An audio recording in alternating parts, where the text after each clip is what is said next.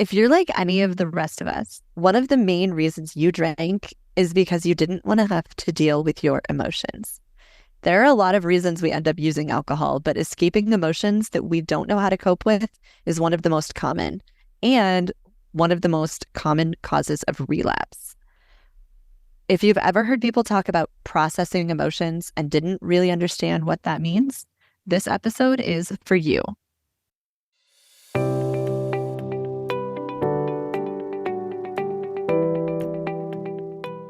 Welcome to Through the Glass Recovery Podcast, where we believe that connection is the opposite of addiction, vulnerability is the antidote to shame, and that recovery isn't just rewarding, but it's also a lot of fun. We're your hosts, Steve and Julie. Listen as we get together with friends to shed light on the hard things, talk about the other side of addiction, and how we create a life so full, there's no space left for alcohol. Guys, before we dive into this awesome episode, we just want to remind you how super important it is that you leave a rating and review for us if you're enjoying our show.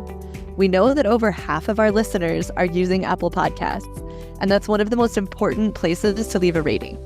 Leaving a review is one of the most meaningful ways to let us know that you love what we're doing, and it will go a long way in getting Apple to recommend our podcast to others who need to hear it. Welcome, everybody. So nice to see everybody today. I'm really excited about this group of people and this conversation today. I am going to, as per usual, have everyone just do a quick introduction. Let us know a little bit about yourselves. Hadley, do you want to start? Sure, I will dive in.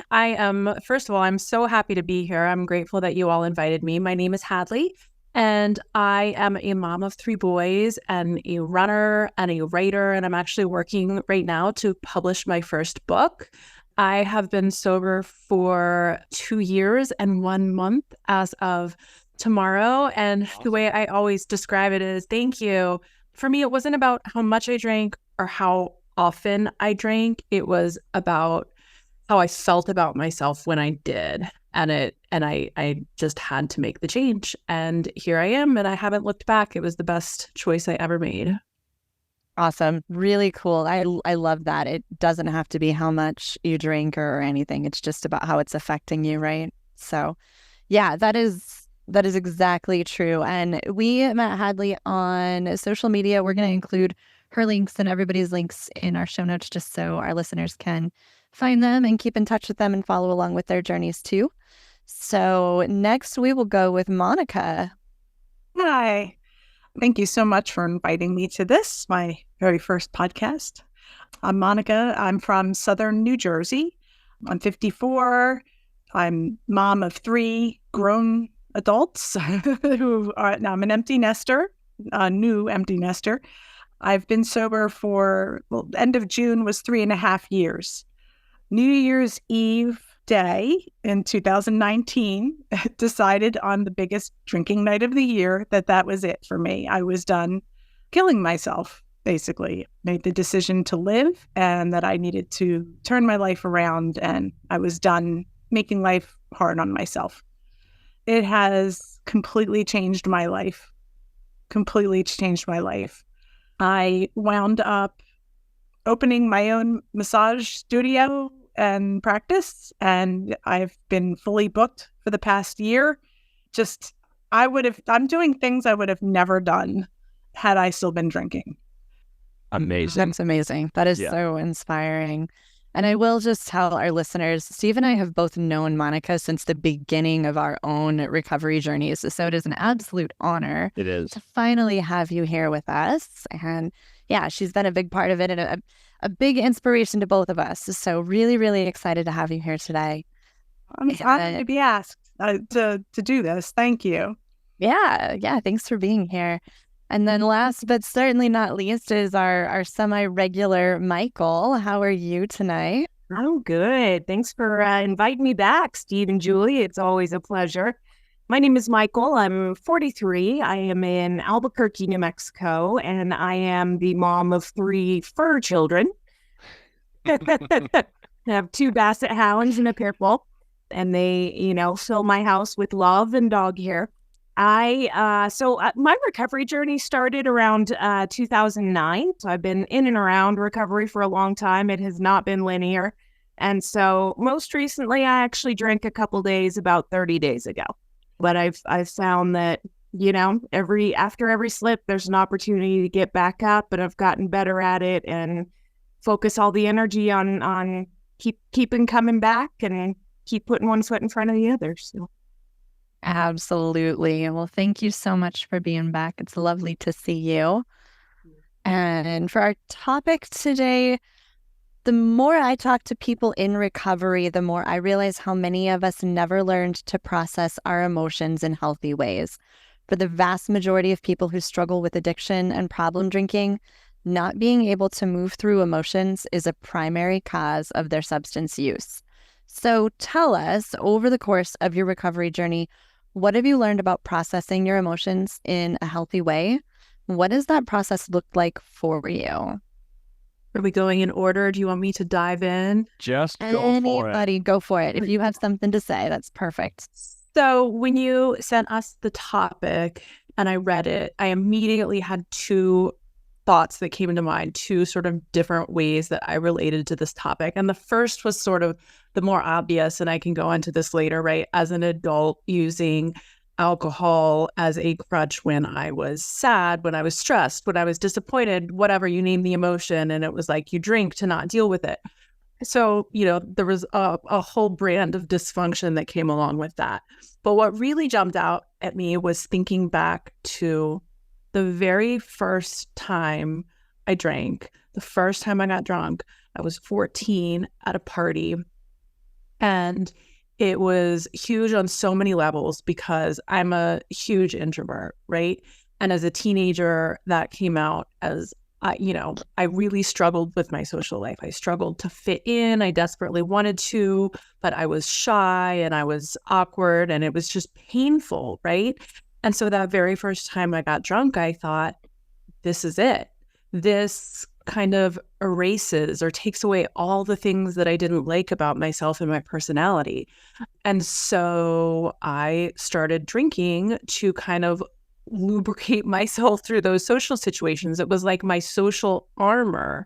And I feel like I lost out on so much because of that. I never learned how to move through life as an introvert. I never learned how to navigate social situations, how to sit in that discomfort that comes with being in social situations. That's just part of being human that we have to deal with. And so I just kind of ignored all of it and drank my way through it. I went from the college binge drinking scene to the mommy wine scene. And when I finally decided that enough was enough, it was like I had to learn who I was without alcohol for the first time since I'd been 14 years old, right? I had to learn how to sit in that discomfort and how to be okay with being an introvert and how to feel all of those emotions and not just try to cover them up and keep going. And there's definitely been a learning curve, right? It was acknowledging that, okay, I am an introvert and I need to think long and hard about how I want to spend my time and who I want to spend it with. And maybe I need to make some changes to what my social life looks like. And I need to learn to be okay with the fact that I need a lot of alone time or downtime. You guys were talking about that trip to Asheville before we jumped on, and I just kept thinking, that sounds really fun, but I would need 2 weeks to decompress after. But I just never let myself feel or learn how to navigate any of this stuff because it was just I drink and that's what makes me outgoing and bold and fun. And that's what helps me fit in. And I didn't know how to do any of that without booze. So it's been 2 years of kind of redefining who my friends are and what my social life looks like and figuring out how to just feel all the things that I didn't let myself feel for so long. Figuring out who Hadley is. Yep. And I'm still getting there. We're just having that conversation this week about how I believed that I was an extrovert through my 20s. And my story is very similar. Those social anxieties and everything, that's when I started drinking was the first time I felt okay around other people.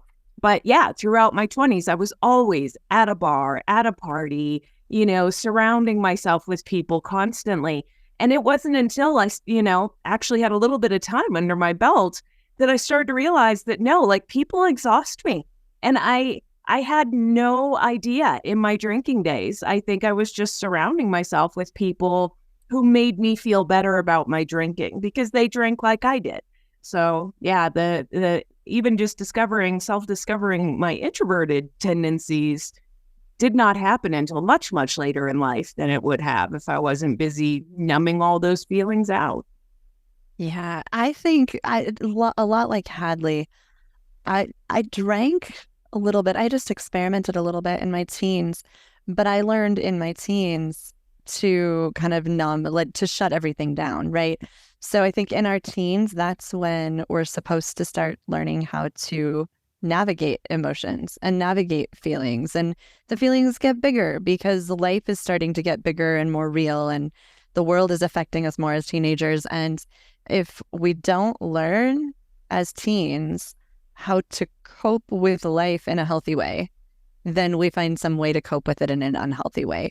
For me, it was mostly just stuffing it all down. Like I was, my parents, God love them, were, you're overreacting, you're making too big of a deal out of everything and all of that. So I just learned how to keep it all inside. I didn't actually start drinking heavily till my 20s. But then once I did, I was like, oh my gosh, this is the magic. This is how you don't feel things, right? So every feeling got shut down. But I didn't have the coping skills even as a teenager. I think that, if you grow up in an emotionally detached or disconnected or, with parents who aren't emotionally evolved the way that they needed to be, then you don't get that either. And so I think that I went into adulthood with no skills as far as how to deal with everything uncomfortable, whether it was sadness or grief or anger or fear or all of those uncomfortable emotions. I just never understood that there was healthy ways to process them. I'd just stuff them down and try not to feel them. That was the way that I coped for a long time, which is obviously not coping. And so, yeah, that eventually led to very heavy drinking and numbing everything. But I think a lot of people kind of fall into that same category, especially I want to say those of us who are women. Steve's here, and I think I'm not sure how much your story fits into that, but Well, I didn't start drinking until I started drinking, 19, just a little bit, 20, a little bit more. I didn't get super heavy. Like there was the bars and stuff like that, but I was still super shy when I was there. I mean, talk about liquid courage, whether you're introverted or not. Like I was super shy and it, relieved my inhibitions. But I also, you look back on it and all I did was get sloppy. There was laughter and stuff in there too, right? But eventually it just turned into, going golfing and drinking. It was all the events were drinking events, right? Going to the cottage, and then, I'd grab a couple beers and go and sit at someone else's campfire and shoot the breeze. I was an absolute social butterfly. I was really good at being a social chameleon. If I look at this and how did I process all of this being uncomfortable, right? When I was drinking, I processed it in a way that wasn't healthy for me. I drank so I didn't have to deal with it, or so I could go and do something that generally I was afraid to do sober. So what did I do to process it in a healthy way? One of the things I never did was looked at where that fear came from. I never looked at where it came from. Anger is still a good emotion. There's nothing wrong with it. It's like a secondary emotion to something else. Like I never asked myself those questions. Why? I just experienced it or numbed it and carried on. So I had a reaction because I never really thought about my reactions. I just reacted. Now I can sit back and pause and say, what am I feeling? How am I feeling this way? What's going on inside of me? This is the pause part. Okay. What do I need to do here? I don't know how to answer. I had to learn to turn around and say, like, can you give me 5 minutes? Like, I'm allowed that space, right? Because I always thought I had to react immediately. I always thought I had to give a response. Like that was going to make me smart. I was smarter if I had a quick response. I had an immediate reaction, regardless of whether it was like I just believed that I was right. So I need to dig deeper, and sometimes asking for that time so I can turn around and look at myself. Sometimes I need to stand outside of myself, be a silent observer, and really look at the situation. And sometimes I'm in the wrong. And then I need to say, what do I need to do about this situation? Because one of the things I never did when I was processing stuff was an action that was like a healthy reaction. They were all avoidance, generally speaking. If someone was angry, I had to go back and apologize for it. If someone, there's the people pleaser in me, there's the self-abandonment portion of it too, that they all, each single one, I can see it now. I can step back. And sometimes it's hard to grab onto it. Sometimes I have to journal. Sometimes I got to write it all down. Sometimes I need to just vent and get it out because my perspective on the situation is flawed. And I can say that, I can see that. Like, I'm angry. Is there another way to look at this? Julie's, one of the things that she says is, how can I process this in a way that I can live with? And that's something that I forget it. I just had to write it down but it's an amazing way to look at it. How can I process this in a way that I can live with? Sometimes you have to change it, but maybe I can live with it for now until I find the courage to change it. Yeah. It's that willingness to sit in discomfort, right? That's basically what it is. None of us were any good at that. No. I relate very much to what you said, Julie. Emotions were tolerated in my growing up. Yeah. They weren't. Like, the mantra growing up was nobody likes a whiner. Mm-hmm. And I had very big feelings as a little kid. And that often, was met with displeasure, and or even getting too happy and too excited and too exuberant, I was shut down. So, I always thought of my being too sensitive or feeling too much, that I was too much, that I was bad. I grew up feeling like a bad kid. Then, of course, became massive people pleaser, which makes you incredibly unhappy. And that's not an honest way to live. Nobody's seeing the real you. And I dealt with that through my life in all different ways. In all different unhealthy ways. I did binge drink through my youth, but it was infrequent. What I did do was use food as a control, whether I literally would uncontrollably binge, just literally stuff down my feelings. I would eat till it hurt, or I would extremely restrict. I usually combined those two things. It was just a mess. And when I got into my mid-30s, I turned to exercise and running and took that to the extreme. I can no longer run. My hips, I can't do it. So I took that to such an extreme for a while. It was like if I didn't get my workout in, I wouldn't let myself go to bed until the workout got done, even if it was 1 a.m. Like, crazy approach. All or nothing, in on everything. The daily drinking started. And it was to numb out. It was all happening at home. It was not a social thing. I had gone through a horrible divorce, and it was a really bad marriage. I kind of repeated my childhood, and married somebody who kind of just perpetuated the beliefs I had about myself. And, met somebody wonderful, nothing like anyone I've ever met. Like the healthiest choice I've ever made in a relationship, before. I married my current husband. And I guess I just didn't know how to live a calm, peaceful life. It gave me anxiety. I think I was always waiting for the other shoe to drop. And the alcohol started sneaking in as a daily way to soothe the angst that I was feeling, but I couldn't put my finger on why I was feeling this way. And it was 10 years of daily drinking, and it just got worse and worse and worse. I would say the last 3 were really bad. I was starting to cause health issues for myself, and and I knew it, and it doesn't get better. No, when And, when you start avoiding the doctor because you're afraid of what the answer is going to be. right. That was this guy. That was this guy for sure. It's not, Yeah. no, I'm Yeah. I'm just going to suffer through this. I had a scope. I had completely burned and inflamed my esophagus and my stomach. And I'm like, oh, I must have an issue with gluten and dairy. Do you love how we do that? Yeah.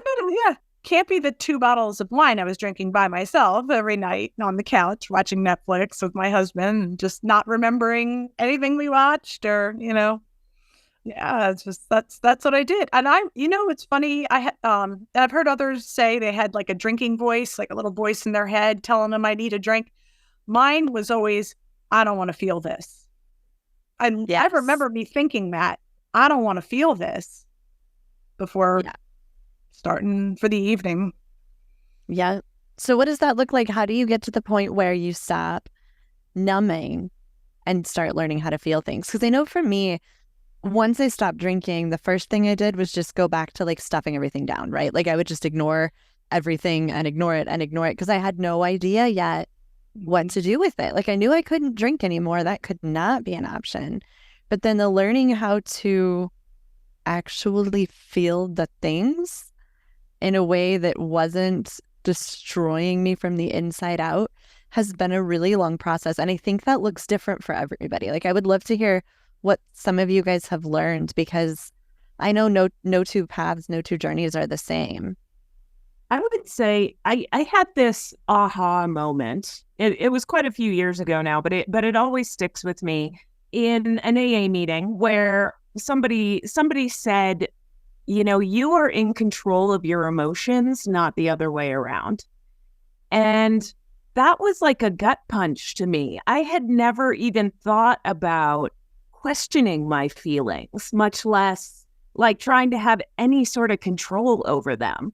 And it was the beginning of my finally starting to question, why do I feel the way I do? And what got me here? And what am I running from, And then it's been a lot of working with a therapist or, talking with other people in recovery. And like, I feel like I'm figuring out who I am at 43 years old. Like I did not get those foundational years to have an identity to, I was a stranger to myself for the longest time. So it's still a big journey of self-discovery to me at this phase.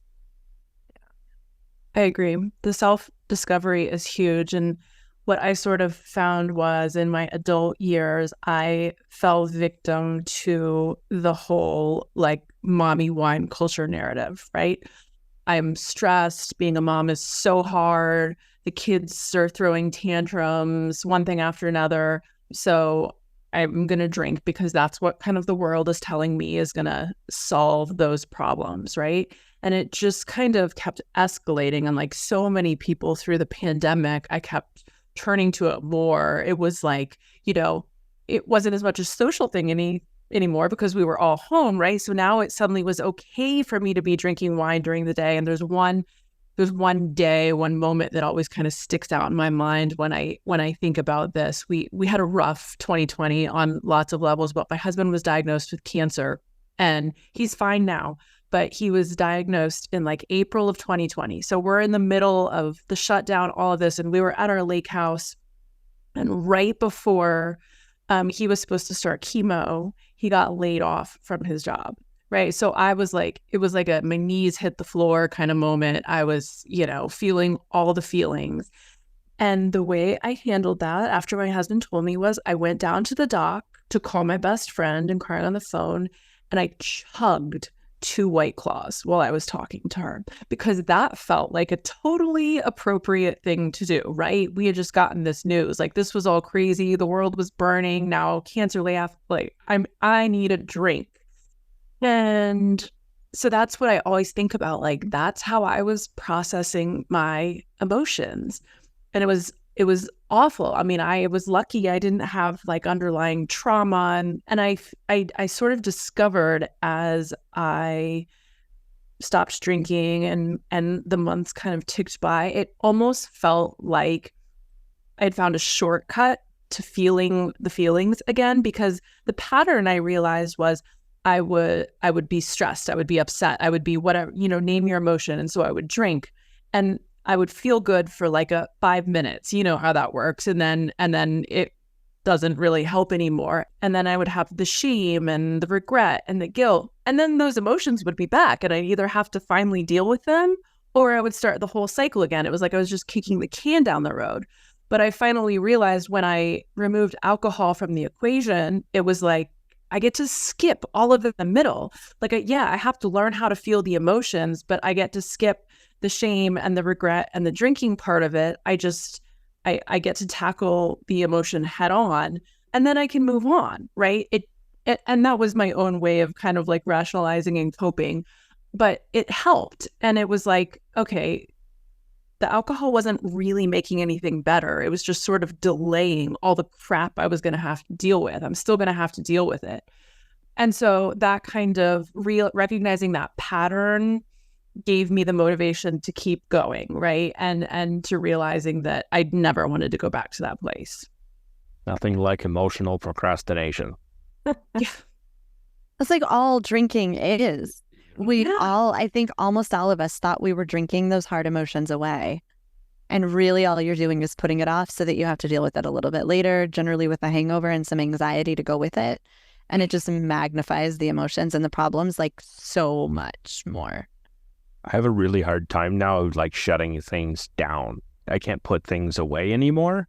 They just stay. And so it's hard for me to like, I end up getting essentially stuck. I'm dealing with it now. I have to. A lot of the times, even if it doesn't have to be very big for it to turn into tears sometimes, because I just don't know. Like there's a lot of the times I think I revert back to when I'm 14. Like I feel like a teenager again, right? And I'm like trying to process this small thing that feels really big. Mm-hmm. And and then because it's small but it feels really big, I'm really good at invalidating it completely. Like I should not be having this ginormous reaction to something this small. And it's just because I haven't learned how to deal or sit through that uncomfortableness. Like it's like when you sit down with a textbook and you're trying to learn something and it gets hard. Like I just don't understand this math or whatever it is. Like I can't put it. When it gets hard, that's when I'm actually learning. That is the learning process. It's the same thing with emotions. When it gets hard, I'm actually learning. I'm teaching myself that I will survive through this. I'll see the other side of it. And the more that I see the other side of that emotion, the sadness, the grief, the guilt, the shame, I'm teaching myself that I can live through it. It will end. And I had to like relearn all of that over again because it felt, everything was like so super intense. It felt really hard to see the other side of it until I've seen the other side of it. Those super low days where it's super hard and you're like, wow, I don't want to talk to anyone. I don't want to be seen by anyone. All I want to do is lay in frickin' bed. I'm exhausted. I'm tired. I'm sad. And I'm cranky. Like the super low depression. That's one of those things. You can sit there, but you can't stay there for very long. You're allowed to be there. You're allowed to sit in that mud. Inviting someone else into that mud is probably the most difficult thing to do because it feels super vulnerable and I don't want anybody to be in my mud because that's my mud. At the same time, I've walked out of the other side of that and I know that, okay, I can be here. This can be really shitty, but it's not going to be shitty forever. And I have people. And I can use those people and I can cry on shoulders and I can ask for a hug And there's all of these little things that I can do to help me process them sometimes because I don't know how. And not knowing how is okay. There were like some really basic things that I learned early on that I feel like should have been common knowledge, but they were not common to me. Things like, you won't feel this way forever, because it just felt like I couldn't see anything else at the time. And I would just say that to myself over and over again, like in those really low moments, you're not going to feel this way forever. Another one was, you don't have to drink to make this emotion go away. It is actually going to pass on its own. You don't have to drink in order to make that happen. And that, because I had depended on it for so long, I assumed like the emotions would stay until I drank to make them go away. And it was actually something I had to learn, which sounds so elementary and so silly to say it out loud. But it was something I had to believe, and I had to trust, and I had to practice before I understood that was really true. Yeah. I would say that's like what I learned was self-parenting, basically. Yeah. Self-parenting. I've learned to treat my low times like I have the flu, and I take good care of me. I let myself, when I'm having a hard time, I allow it. I take care of, more sleep, eat well, lighten my load. I used to ride myself harder when I didn't feel great. It's like I punished myself for feeling bad because that's what used to happen. Now I don't. I self-parent. I take care of myself when I don't feel good, and it does pass, and then I feel better. But yeah, you have to learn. And one of the other surprises, I would say, for me was that it can also be just as challenging to navigate happiness and joy. Like, I don't know how to handle those emotions either, So true. Yeah. Yeah. Well, like, you're supposed to celebrate with wine, right? That's what we thought forever. That's what we taught ourselves. It's all in the rewiring. Yeah. Wine, beer, you name it, right? It's a good thing. Let's have a beer. Let's have a drink, whatever that is. I mean, I was a wino too, so it didn't matter as long as are you pouring something? Excellent. Right. Yeah. Yep.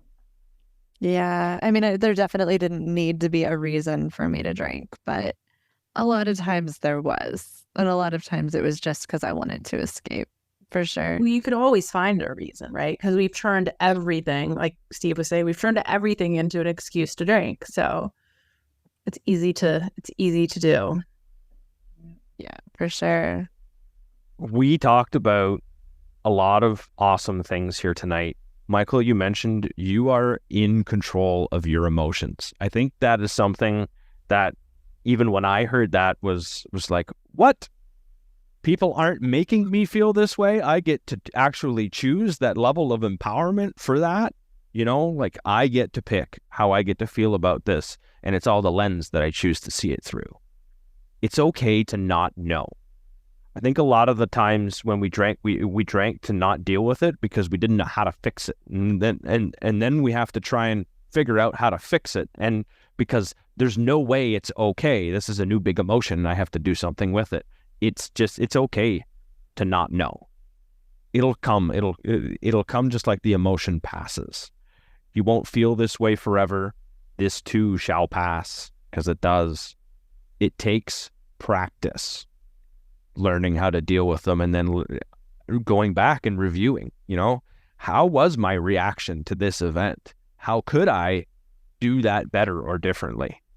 And then bring that to the next situation. That's just, incorporate that into part of life. And then, Monica, I really liked what you said about self-parenting, really asking yourself, what do I need? What do I need to get through today? Am I only at a level 2, and if that's all I can give, that's still giving 100%. If I can give a 9, then I'm giving that 9 today, and that's 100%. But I think sometimes we need the 2s to get to 10s. So I want to thank you, Hadley. Thank you, Monica, and thank you, Michael, for showing up last minute and being a part of this and being a part of this fantastic conversation. Thank you guys for your thoughts and your time. Thank you. Thank you guys for having me. Yeah, it's been wonderful. Thanks, guys. Yeah. Awesome. Thank you all so much for listening to Through the Glass Recovery Podcast.